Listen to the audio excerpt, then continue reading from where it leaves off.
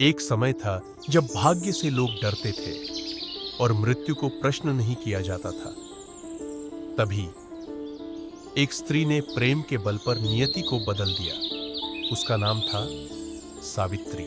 राजा अश्वपति की पुत्री सावित्री कोई साधारण राजकुमारी नहीं थी। देवी सावित्री के आशीर्वाद से वह ज्ञान, सौंदर्य और साहस की प्रतिमूर्ति बनी।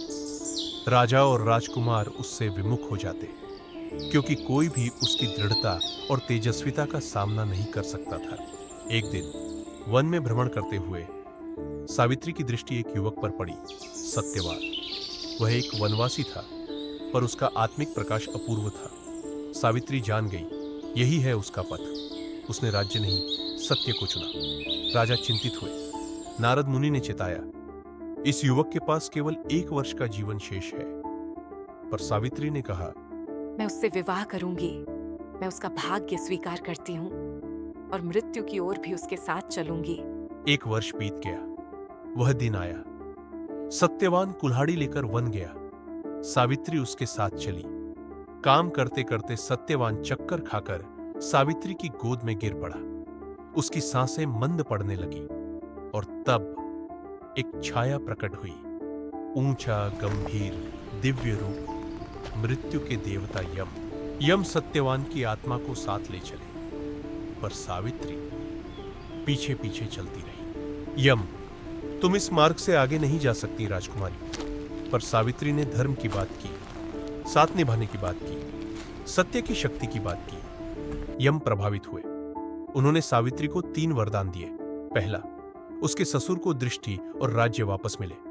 दूसरा, उसके पिता को 100 पुत्र हो। तीसरा, उसे आध्यात्मिक प्रकाश और ज्ञान प्राप्त हो।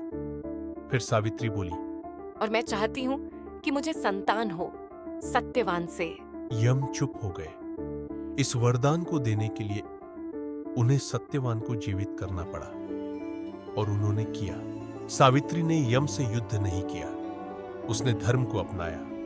प्रेम से उसने वो कर दिखाया जो असंभव माना जाता था। वन मौन था और उसमें फूल खिले। सावित्री लौटी, न केवल विजयी बल्कि पूर्ण। यह है सावित्री की कथा। यह है उस स्त्री की विरासत जिसने मृत्यु से नहीं डरा, बल्कि मृत्यु के साथ चली। अगर आपको यह कथा पसंद आई हो तो कथावानी को जरूर सब्सक्राइब करें, वीडियो को लाइक करें, कमेंट करें और बताएं कि आप अगली बार कौन सी कथा सुनना चाहेंगे, और इसे अपने दोस्तों और परिवार के साथ शेयर करें। आपके साथ मिलकर हम प्राचीन भारत की अमूल्य कथाओं को फिर से जीवंत कर रहे हैं।